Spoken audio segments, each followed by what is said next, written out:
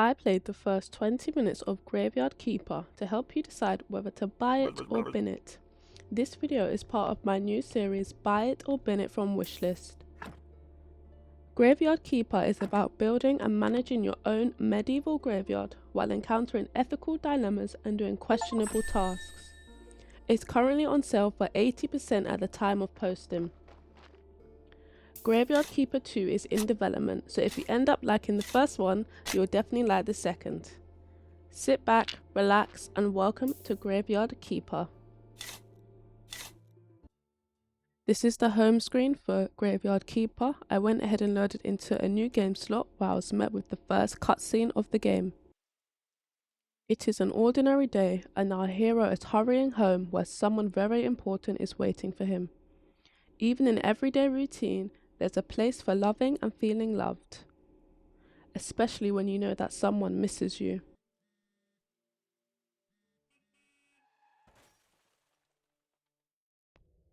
What happened? Where is everything?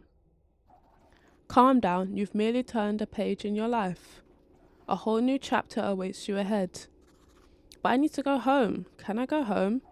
There is always a way to get home. Let me see. Your new home is a graveyard. Does that mean I'm dead? It means you're a graveyard keeper now. But I need to go home to my love. Then you need to be a good graveyard keeper. You should dig up Jerry. He'll help you sort everything out. Who? What a strange vision. What is this nightmare? Okay, let's find Jerry. One thing to note about Graveyard Keeper is that it is very story driven. Here you're going to come across Jerry, who is a walking talking skull. To skip the dialogue, you can left click and it speeds up the text and or moves on to the next character. This will be especially helpful if you read fast. A red eye? I remember. Oh Sard, that's right, I'm Jerry. How did you find me? The man told me that you would answer all my questions. Good. First, let me ask you, who are you and where the Sard are we? Jerry's favourite word is Sard, so don't be surprised if it's mentioned frequently within the story. As Jerry is walking with the main character, I wanted to point out how beautiful and detailed the game style is. It is a 2D high-bit pixel art style similar to that of Owlboy, which is available on all platforms if you want to check that game out as well. So here you see that Jerry has guided you to the south of the graveyard, where you will shortly come across a talking donkey with a cart strapped to the back of it. As you approach the donkey, you unlock your first blueprint. The cart contains a fresh corpse, and through talking to the donkey, you learn that he refers to himself as cheap labor and the cart doesn't actually belong to him.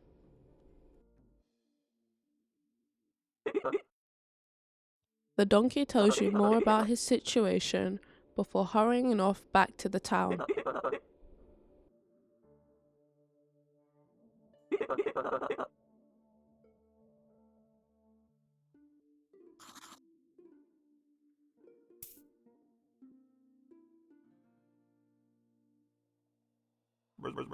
Jerry suddenly reappears and instructs you to take the fresh corpse to the morgue.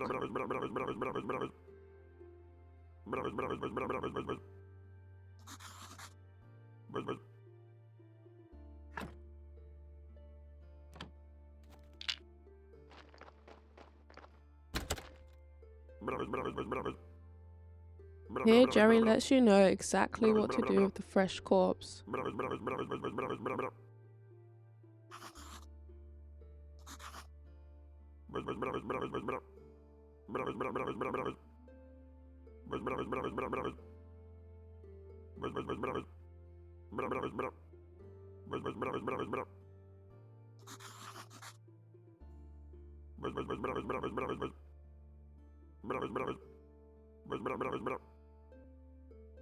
You unlock 2 more blueprints and discover a new item. This is one of the daily duties as a graveyard keeper. You take the corpse and place it onto the autopsy table to extract the flesh.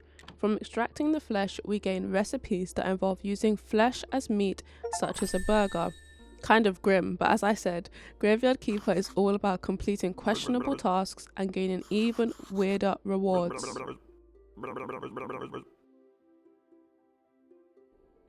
After gathering the flesh from the corpse, you must mark a place in a new gravesite to place the body.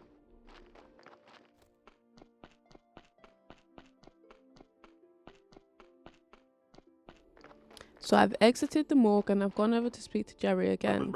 He lets us know how to craft a gravesite to put the body in.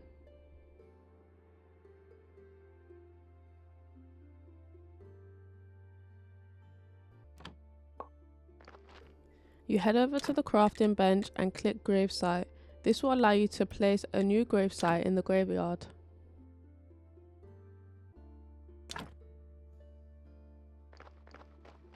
Once you've selected a spot you like, you can dig out the grave so that the body can be laid to rest, all while you see Jerry's skull jumping in the corner of your screen.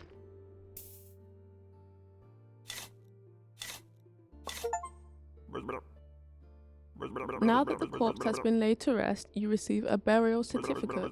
In summary, the burial certificate is a payment for putting bodies to rest. The certificate can be traded for money at the tavern, which you will need to do just about anything in your graveyard. A new character comes to see your graveyard called the Bishop. He will arrive weekly to assess the conditions of your graveyard.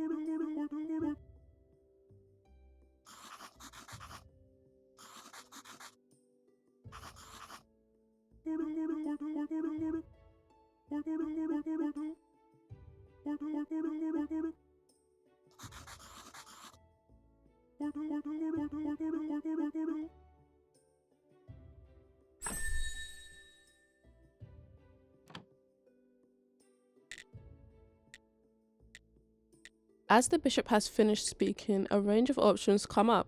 I choose to ask about the burial certificates and gain more information on them.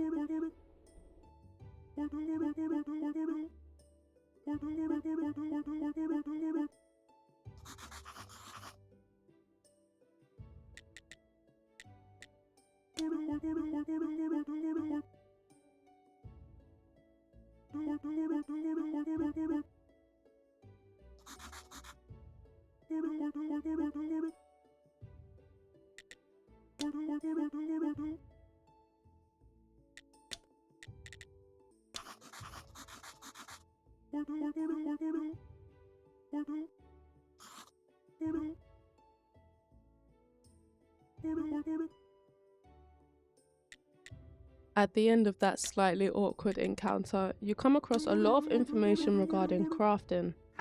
To craft, you have to unlock the correct technology, which costs tech points. Red means handcrafted skills, green means knowledge of nature, and blue means spiritual knowledge of the immaterial world. It all sounds a bit much at first, but the more you play, the easier it is to understand.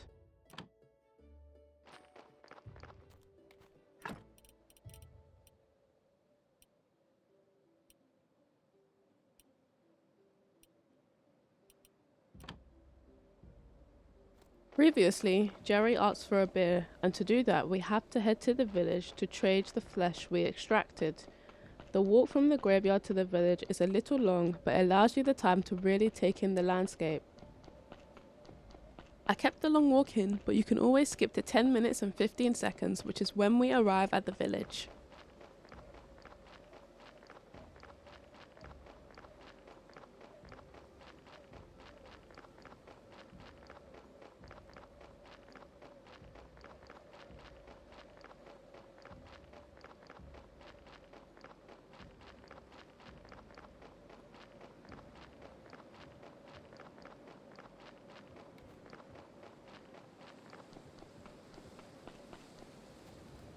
You will approach the Dead Horse, which is the tavern of the village.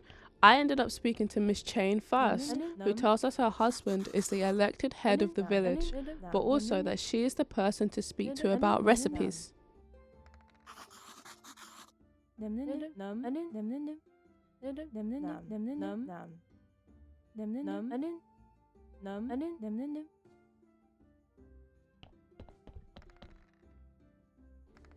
Heading over to speak to Horodrick, Mrs. Chain's husband, you learn a little bit more about the village and its struggles.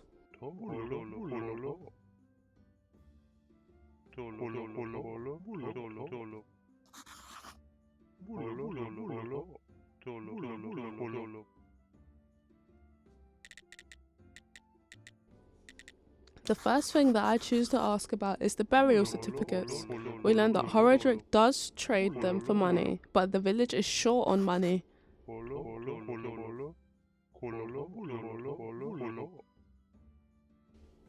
Next, I chose to ask about trading the flesh meat. Horodrick tells us that we have to have a royal stamp on our meat to make it authorized. Without the stamp, it can't be traded in. Therefore, we can't get Jerry his beer just yet.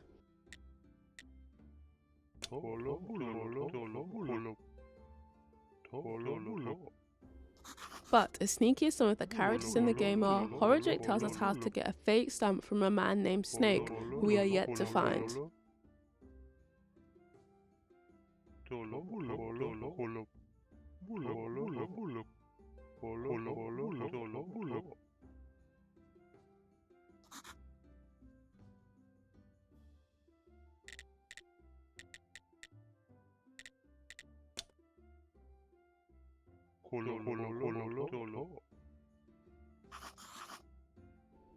Just as you are about to leave, Horodrick asks you to run a small errand for him, which is to give a letter to the blacksmith. I end up checking out the south of the village, and I found a guard that informed me a town pass was needed to get past the gate. But luckily, Horodrick had an option where we could buy a town pass from him. Again, this would have cost money, which we don't have at the moment. Back to the main story, you find the blacksmith and his house at the southeast of the village. You hand him the letter and he says that Horodrick is still the same. He won't travel even 1 minute just to give a letter in person, so he sends someone else to do it. After delivering the letter, the blacksmith complains of slimes bothering him near his house, so he tasks you with using the whetstone to make a better sword and slay the slimes for some materials.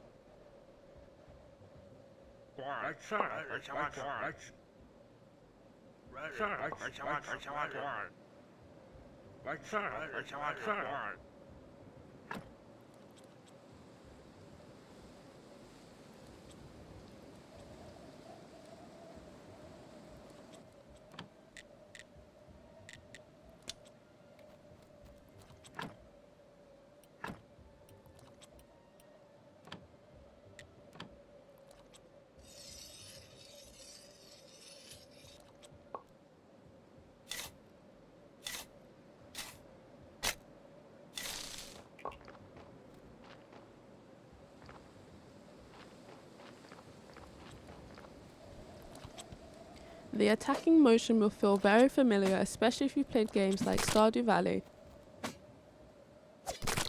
One thing that is really helpful is that the slime dropping will follow you around until you stand still and collect it. Once killing the slimes, you unlock some recipes to craft jelly.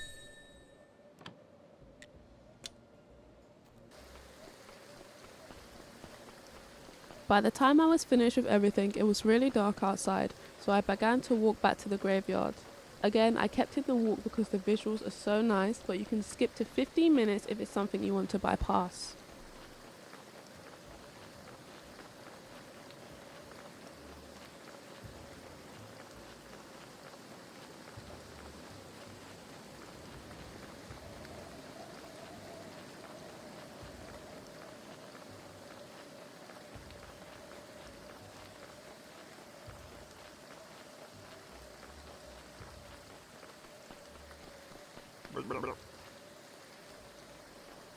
Before reaching the graveyard, Jerry suddenly stops you and starts questioning your whereabouts, but he also lets you know to check the cellar.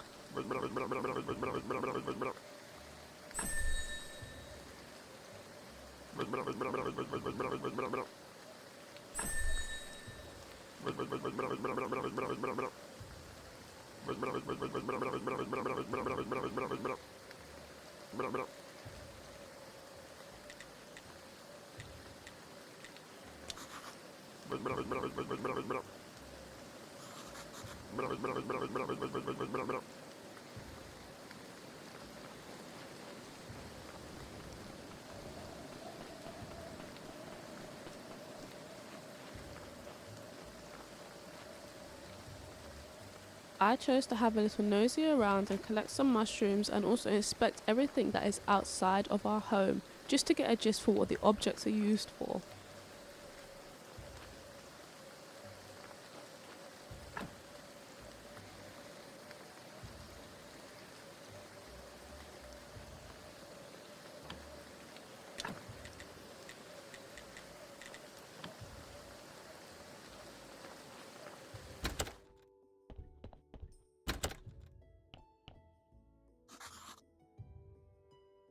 Entering the cellar, you are met with another cutscene that reveals a new character is trapped behind mounds of rocks. The character is revealed to be Snake. Yes, the same Snake who can forge the royal stamp for you. Now, I didn't get this far with the 20 minutes of gameplay that I did do, but you can gather wood from trees using the axe that you already have in the chest outside. Before you leave the cellar to head to the main house, make sure you grab the bags that are on the floor. They contain flour, which hints at cooking recipes.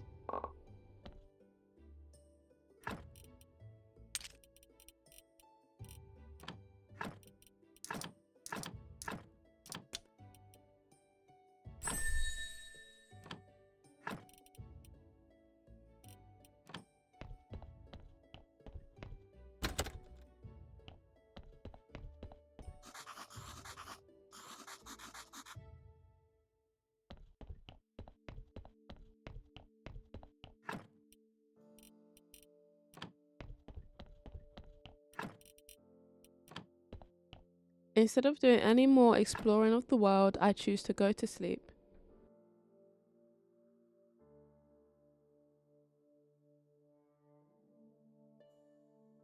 And suddenly wake up face to face with a ghost who asks us to get rid of Snake from the cellar.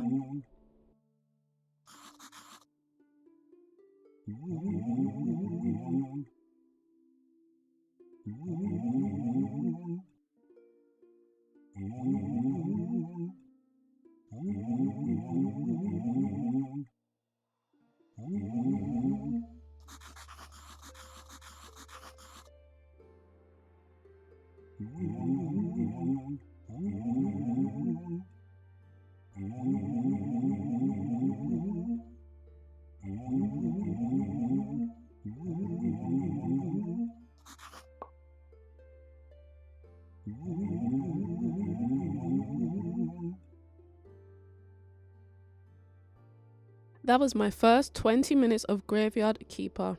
If you're a fan of Stardew Valley but a little bit darker, I do absolutely recommend getting this game while it is on sale. Let me know if you like these type of videos, it's something new that I'm trying out. As always, don't forget to like, subscribe, and I'll see you in the next one.